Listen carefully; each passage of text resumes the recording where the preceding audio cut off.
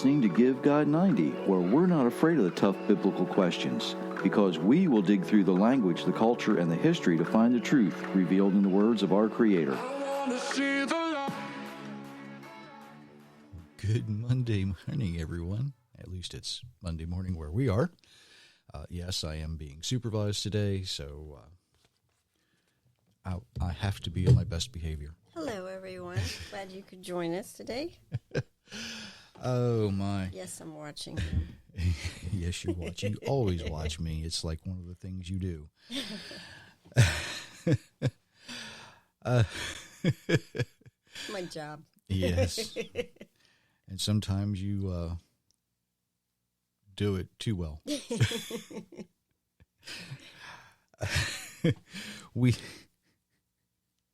I did get a chance to update the website a little bit yesterday. If you want to check it out, it might be a little easier. I don't know why it happened, but for some reason on the mobile app, on the mobile side, where you can look at it on your phone and it gives you the phone view, it showed differently than it did on the regular computer view, and I think I've got that straightened out now. Maybe. Technology is great when it works. It's terrible when it doesn't. And that's just one of those things. So, what we, it's like I say, technology is great when it works. And I've got screens popping up for some reason. Oh, well. Don't forget, if you like what you hear, those share buttons work really good. The like buttons work really good too. Helps other people find us easier. You know how the algorithms work by now, right? You just hit the notifications, click the bell, all the good stuff. Subscribe. All the good stuff. All that stuff. Share. If you don't have the Spreaker app, I suggest you get that. That way you can have a free account and you can comment and do all kinds of things as well. So that's how we do that. They never really did a good job at integrating the apps that we developed to, and it was their apps, right? But they never really integrated them, and they thought, well, it'd be easier just to have one, and then everybody can search from there. So that's all there. Something I have been avoiding from time to time, and that is tithing. And I avoid it for a reason, and that is it's probably one of the most misunderstood concepts in the Bible that we attempt to apply to our modern lifestyle. If you look at any kind of social media, you can see that there's all kinds of comments all over the place about, should we tithe? What do we tithe? And, of course, the ultimate, how much do we tithe? Now, when I wrote God's Universe, God's Rules, I included this in one of the chapters, and I thought I did a pretty good job of it because I got a little detailed in some instances.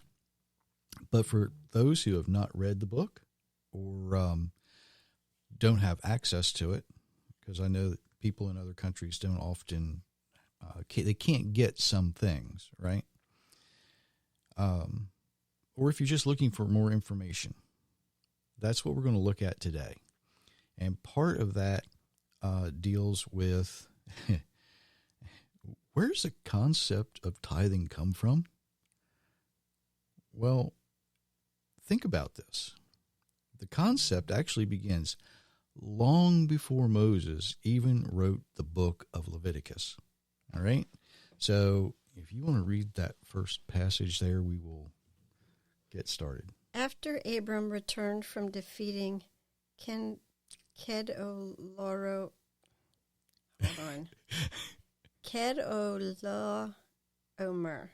There you go. and the kings allied with him, the king of Sodom went out to meet him in the valley of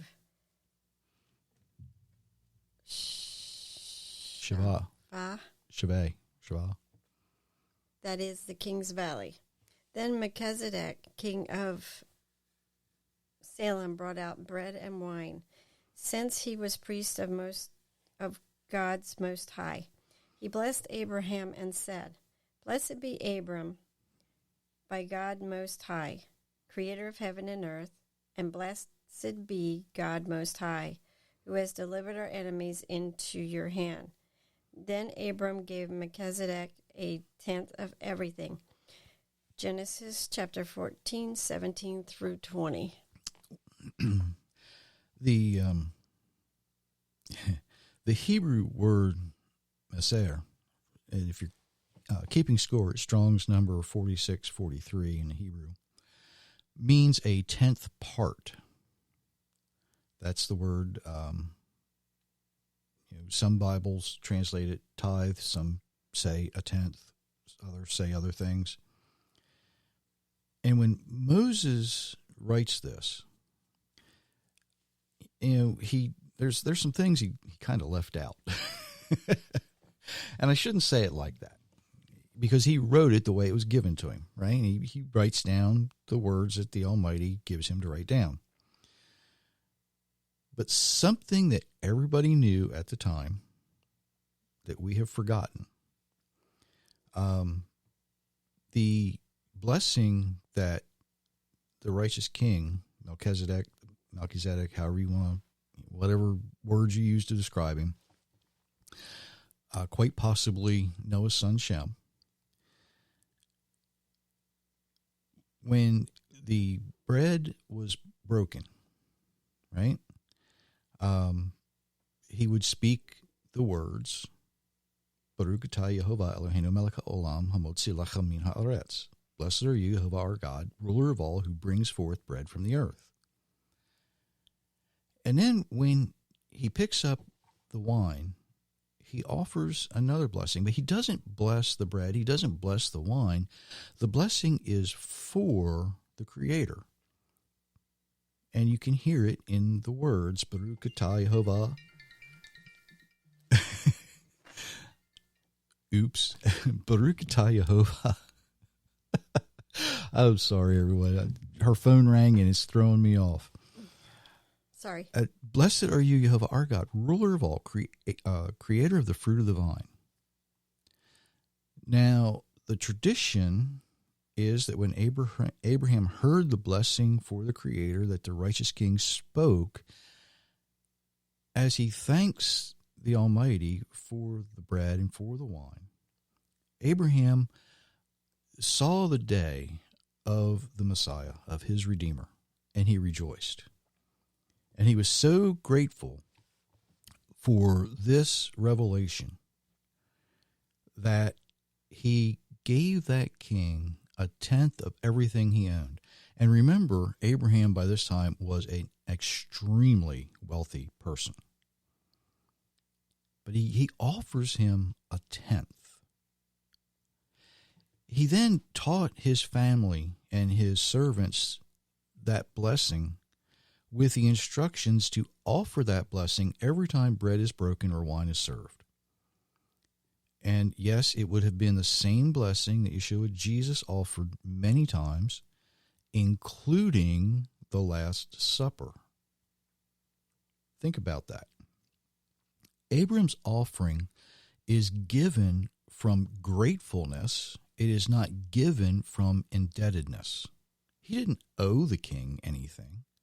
He was grateful to the king. It's not a tax that must be paid, and failure to do so requires punishment. It's an offering that is freely given. So, where does the idea that a tithe must be given come from? Well, for that, we can look at the next passage. Then the Lord said to Aaron, You will have no inheritance in their land, nor will you have any portion among them. I am your portion and your inheritance among the Israelites. Behold, I have given to the Levites all the tithes in Israel as an inheritance in return for the work they do. the service of the tent of meetings. No longer may the Israelites come near the tent of meetings, or they will incur guilt and die. The Levites are to perform the work of the tent of meetings, and they must bear their iniquity. This is a permanent statute for the generations to come. The Levites will not receive an inheritance among the Israelites, for I have given to the Levites their inheritance, the tithe that the Israelites present to the Lord as a contribution. That is why I told them that they would not receive an inheritance among the Israelites. Numbers 18:20 through 24. So, because the tribe of Levi, okay, would not be allowed to own any land, it would be almost impossible for them to actually maintain a living, right? They would instead live off the portion that is set aside for the Creator. He gives it to them. The priests and their families would divide the 10th portion of what was offered, and this would supply their food, their clothing, and their shelter. Seems kind of fair since they're the ones who stood by Moses, right? That's why they get to be the priests. That's why they get to do all the good stuff, right? And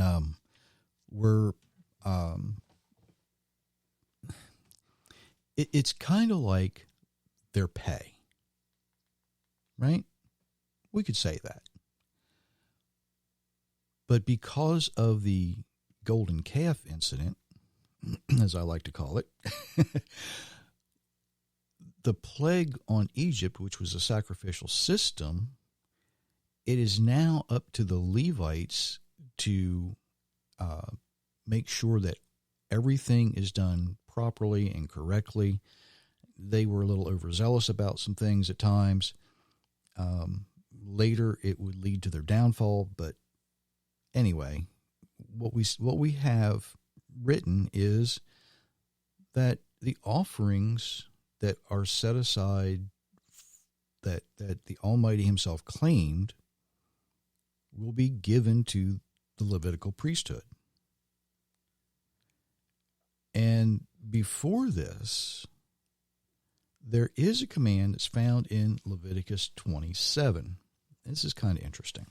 Thus, any tithe from the land, whether from the seed of the land or the fruit of the trees, belongs to the Lord. It is holy to the Lord. If a man wishes to redeem part of his tithe, he must add a fifth to its value. Every 10th animal from the herd or flock that passes under the shepherd's rod will be holy to the Lord. He must not inspect whether it is good or bad, and he shall not make any substitutions. But if he does make a substitution, both the animal and its substitute shall become holy. They cannot be redeemed. These are the commandments that the Lord gave to Moses for the Israelites on Mount Sinai. Leviticus 27:30 through 34. Yeah. So our Creator claims a tenth of everything we have that comes from the land. That's what it says. And here's the interesting, what I think is so interesting, because I dealt with animals for so many years. When the flocks are counted, every 10th animal belongs to the Almighty. We don't get to pre-sort. We don't get to pick and choose. It's as they come down the line. You don't get to hold back. If you've ever watched or seen or taken part of animal sorting, there's usually somebody that's standing there and they kind of choose which way which animal goes. You don't get to do that. Not when it comes to this. So, to find an honest answer about tithing today, we need to look a little deeper, and we need to see what the Bible tells us, if anything, about giving from our wages, because that's what tithing today is based on, according to most Christian churches. Because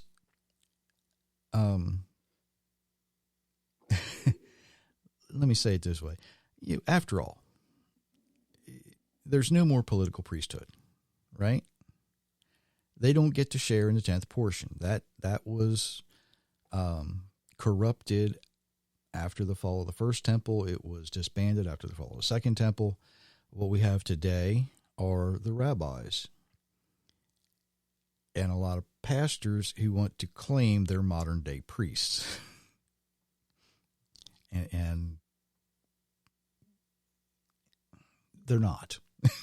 I'll just leave it there. If we look at Malachi 3:10, it reads, "Bring the full tithe into the storehouse, so that there may be food in my house. Test me in this, says Jehovah. See if I will not open the windows of heaven and pour out for you blessings without measure." Now, this verse is not for the general population. This is directed at the priests who had become corrupted.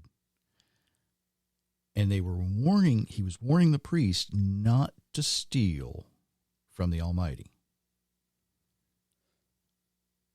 This isn't for the general population. This was for the priests, because what they were doing, instead of taking everything into the storehouse to make sure it gets divided evenly among the priesthood, some were holding it back.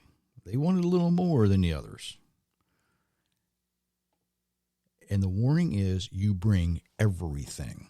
Whatever's brought to you, you make sure all of it goes to the storehouse. And you'll have plenty. So this verse really can't be used the way a lot of pastors want to use it today. Oh, you have to bring everything. Bring me your whole 10%. More on that in a second. Psalm 24:1 begins, "The earth belongs to Jehovah." Sounds pretty simple, right? So he already owns everything. Everything already belongs to him, not just the 10%. Okay? How do pastors justify using this verse when they beg for more money? You see, you have to pay attention to the language. Now, in Matthew 22:21, you show what Jesus said, to give to Caesar what is his, but give to the Creator what is his. That's my paraphrase, of course. And then later, oh, you're going to like this. In Matthew 23:23, he actually chastises the Pharisees for paying their tithes in spices, but not caring about justice. So, you give a little, but you don't care about what's right. There's really no place in the Bible that describes paying a tithe, a 10th portion, in money. Now, there was always a place to give a financial offering to help the needy, but that was and remains something completely different than what we think of as a tithe. Now, in God's universe, God's rules, I write that if you belong to an organization of any kind, it doesn't matter whether it's a civic organization or a church or a synagogue, it doesn't matter. As long as you are a member of an organization, you have a financial responsibility to pay your share of any debt that's due. If that organization hires someone to lead it or to run it, then you need to pay your portion of their salary. If they own a building, you need to pay your portion of whether it's insurance or utilities or whatever it might be. If you rent a building, you pay your portion of the rent. That's not a tithe. Okay? That is your responsibility for being a member. It's not a tithe of the organization if we're thinking about a church. But the modern churches want to consider 10% of your income as your annual dues to be a member. Now, that sounds pretty expensive to me, considering that the most dues that I've ever paid to be a member of any organization was $15 a year. And I haven't been a member of that organization for a long time. I don't know if it's still that or not. Now, I am a member of a discount club, a couple of discount clubs, and you pay a certain amount to receive discounts on goods at either their online store or on their stores or that kind of thing. That's kind of different, though, right? I'm not, I'm paying a little to receive more back. Does that make sense? Did I say that right? If I pay, was it $29 or $25 a year, something like that, and I receive a 15% discount at their stores, for some of the things that we buy, I save a lot more than that. So, it's worthwhile. That's where, in the United States, Sam's Club and those kind of things come in. Costco, wherever it might be. Sportsman's Guides does it. Harbor Freight does it. I think Northern Tools does it. Just about every major storefront does that now. But my question is, why should a modern church desire 10% of your income? What are they doing with your money? What benefit is anyone receiving from 10% of your income? Now, if you pay a pastor, right? What is, if you have a large church and everybody pays 10%, that's a pretty good salary, right? If you have a small church and everybody pays 10%, it's not such a big salary. But you need to think about these things. Today in the United States and around the world, there are more and more what we might consider home fellowships, where you meet in each other's homes. And I don't want to use the word liability, but the expense is shared by everyone because you're meeting in various people's homes. Now, if you meet in the same place all the time, you might want to bring a little something for the family that's doing it because, after all, they're paying the electric, they're paying for the insurance in their house. They're doing all these things to provide a place for you to gather, even if it's for a Bible study. Just bring them something. It doesn't have to be a big thing. Maybe, I don't know.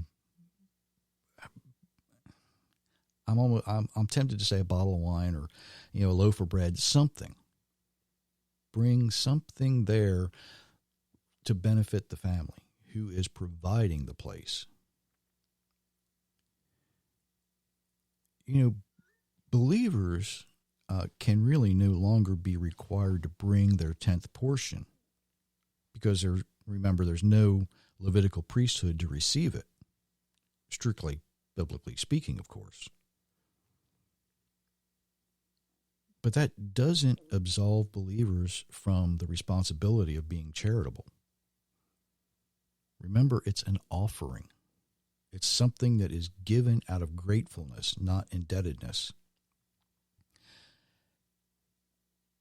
If you are a member of a church that rents a building or pays a pastor, pay your portion for your membership.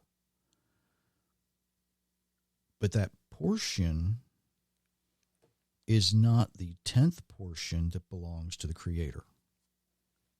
It's your responsibility for being a member. Now, there's a lot of ways to make an offering other than someone using your money for something you don't agree with.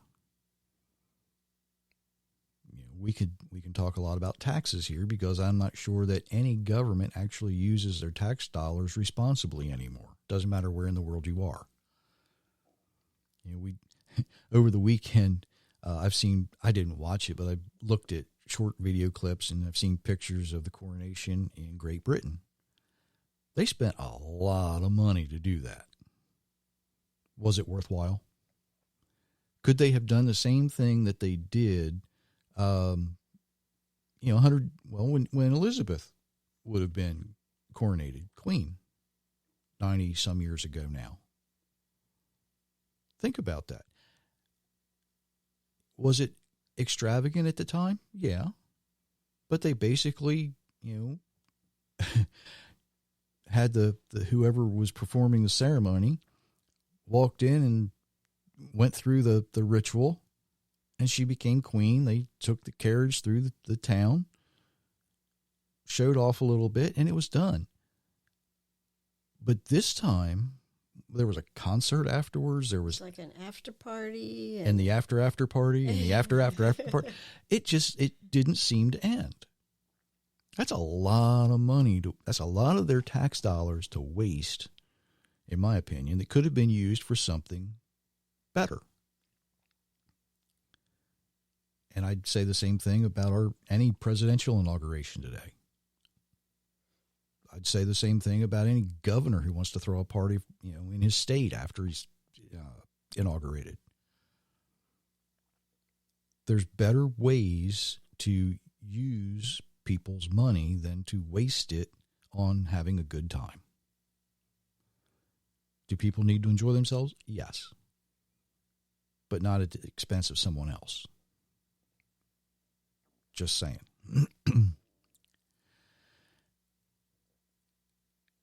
There is a separation between being a member of an organization and offering a 10th portion.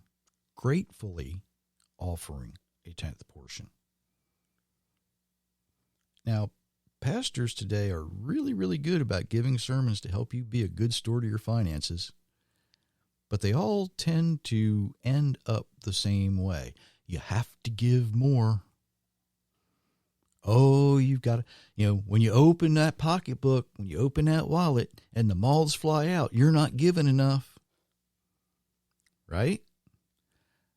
And my favorite one, it's just an extra $5 a month. That's one latte a month. You can give up one latte a month, right? Can't you? There's a lot of people out there today, especially, that can't. Now, there's a lot of people out there today that are living frivolously, but they're not giving money to the churches anyway. They're not giving a 10th portion gratefully anyway. Most of them. Well, I suggest that you actually become a good steward of your finances. Understand the difference between offering a 10th portion and your financial obligation to whatever organization you may be a member of. Doesn't matter what it is. Oh, and by the way, feel free to send this to your pastor. Let him argue with me. You don't need to argue with him. Let him or her argue with me. Because I know where most of the money goes from a lot of different denominations. I've looked it up. They've taken down a lot of the pages from their websites about where the money goes, but I know where the money goes. All those big fancy buildings, that's where the money goes. They like to get rich off of your money. How are they living while you attempt to figure out how you're going to pay your 10%? Think about that. Are they using your money wisely? Are they using your money the way that the Creator would have them use your money, or are they using your money the way they want to use your money? When you choose to offer your 10th portion for your grateful offering, I encourage everyone to give wisely. There's a lot of people in the world who are willing to take your money and do things with it that you would not have them do. There's a lot of people in the world who are going to attempt to guilt you into giving money. Give wisely. Don't be deceived. Don't be tricked. Don't be fooled. You want to know the secret to not being deceived, the secret to not being tricked, the secret to not being fooled? It's very simple. Before you give, pray. Listen for the voice of the Creator and follow His instructions. Give where He instructs you to give, not where your pastor instructs you to give, not where I instruct you to give, because there is a donate button on Give God and Ani, by the way. How often do I mention that? Not very often, but it's there. We're not a 501c3. What you give goes to research. It goes to pay the bills. Kind of like, taking a loaf of bread to your home fellowship. When we had ours, people would bring a bag of chips, because we always had something afterwards. But everybody contributed. And we got the leftovers, which wasn't all bad. We gave us snacks for a few days. But here's where I'm going with this. Don't allow, whatever you do, don't allow a pastor who stands and begs for money to fool you. There is nothing, absolutely nothing in the Bible that supports modern day tithing the way we think of it. That was a portion that was set aside specifically for the Levites. It's up to each individual to choose today how they will be charitable. Are you going to give of your time, or are you going to give of your finances? Either way is acceptable, because you're giving out of gratefulness. You're not giving out of indebtedness.